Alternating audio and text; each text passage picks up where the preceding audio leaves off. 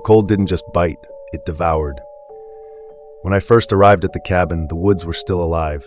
Squirrels darted between frost-laden pines, and the occasional deer would freeze mid-step, its breath hanging in the air like a ghost before bolting into the white. But that was weeks ago. Now, the world outside my window was a monochrome nightmare, the snowdrift swallowing trees whole and the wind screaming like a wounded animal. I'd come here to escape. The city, the noise, the suffocating weight of other people's expectations. A writer's retreat, I'd called it. My agent laughed and said I'd last 3 days.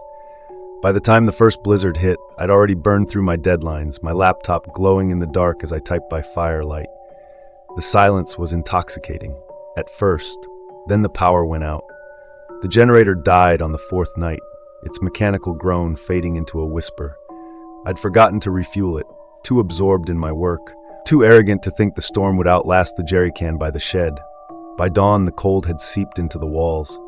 Ice climbed the windows in fractal patterns, and the firewood pile shivered under its thinning blanket of snow. It started with the silence. The woods had always been loud at night. Creaks, snaps, the endless rustle of things moving just beyond sight. But that night the world went mute. No wind, no trees groaning under the weight of snow. Just the ragged sound of my own breathing as I pressed my face to the glass, squinting into the black. That's when I saw the footprints. Not animal tracks, these were too deliberate, too humanoid. They circled the cabin, pressed deep into the snow as though someone had paced for hours, tracing the perimeter. My throat tightened. I hadn't heard a thing. No crunch of snow, no creak of boots, just silence. I told myself it was a deer, a lost hiker. Anything but what my gut screamed it was. That night I slept with the fire roaring and the axe from the shed leaning against the bed frame. 3 nights passed. The cold tightened its grip. I was chopping wood when I felt it, the prickle of being watched. The axe slipped from my numb hands, embedding itself in the snow as I turned. There, at the edge of the tree line, a shadow. Taller than a man, its limbs stretched like taffy, joints bending in impossible places. It stood perfectly still, its outline blurred by the falling snow. My pulse thundered in my ears. I blinked, and when my eyes opened, it was closer. 10 feet from the tree line. 5. Its head tilted, bird-like, and I swear I heard it inhale, a wet, rattling sound that carried across the clearing. I ran.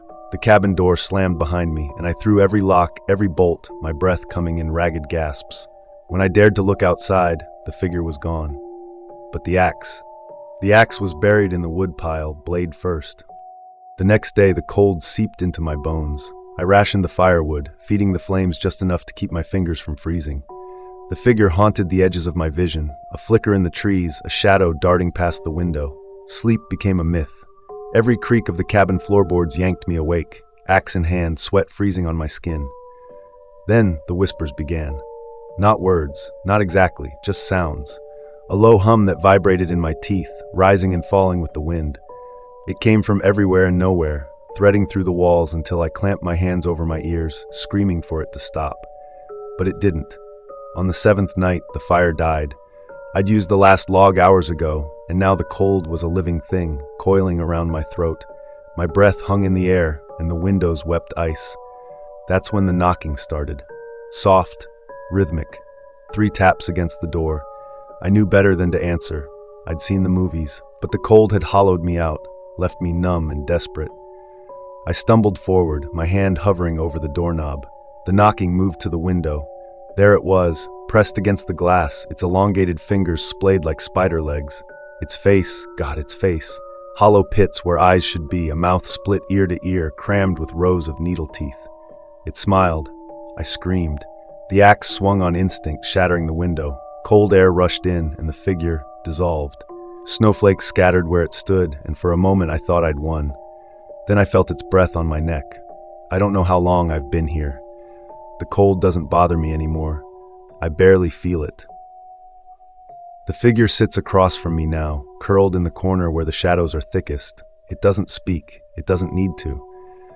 Sometimes when the wind dies, I hear others like it, shrieking in the distance, calling to one another in voices that crack the ice.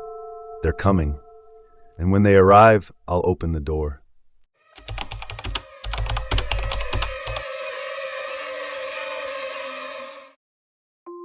The snow was relentless, swallowing the world in a thick, endless white. We had planned this trip for months, just the two of us, escaping the city to a remote cabin deep in the mountains. It was supposed to be a weekend of adventure, just like when we were kids. We'd grown up together, inseparable, bonded by years of shared secrets, dares, and a love for the unknown. The first day was perfect. We hiked through the frozen forest, our boots crunching against the icy ground, breath forming ghostly clouds in the air. We laughed, reminiscing about the past, talking about the future. The world felt vast yet peaceful, just us and the wilderness. But as the sun dipped below the horizon, the wind turned sharp, whispering through the trees like a warning. That night, inside the cabin, the fire crackled, casting flickering shadows along the wooden walls. We joked about ghost stories, trying to spook each other, but there was an underlying tension I couldn't shake. The way the wind howled outside, almost human in its tone, set me on edge. I told myself it was just the isolation playing tricks on my mind. The next morning, we decided to explore farther. The map showed an old watchtower deep in the woods, abandoned long ago. It was a challenge, but we were up for it. We packed light, layering up against the bitter cold, and set out just after dawn. The deeper we went, the more unfamiliar the forest felt. The trees loomed taller, their branches heavy with ice, bowing under the weight of winter. The trail, once clear, became a maze of snowdrifts. We should have turned back, but we were stubborn. Then, without warning, my friend disappeared. One moment, we were side by side laughing about something stupid. The next I turned, and they were gone. No sound, no sign of struggle, just an empty space where they had been. My chest tightened. I called their name, my voice swallowed by the wind. The silence was suffocating. Panic set in.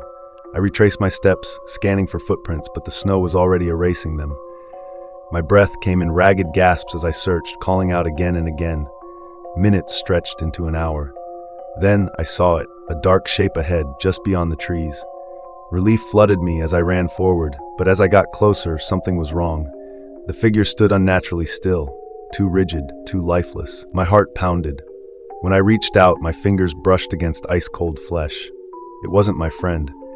The thing before me was dressed like them, wore their clothes, had their same features, but its skin was pale, too smooth, its expression vacant.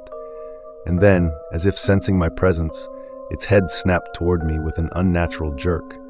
The eyes, once familiar, were wrong, empty, black voids stretching too far across its face. I stumbled back, my mind screaming that this wasn't real. Then, it spoke, my friend's voice, distorted, hollow.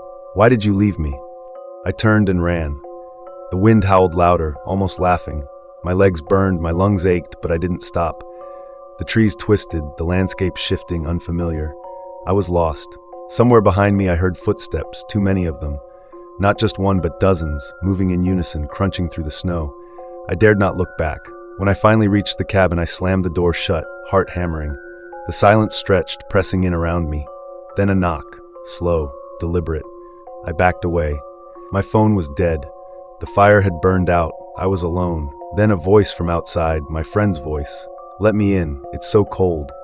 But I knew the truth. My friend was still out there, and whatever was knocking wasn't them.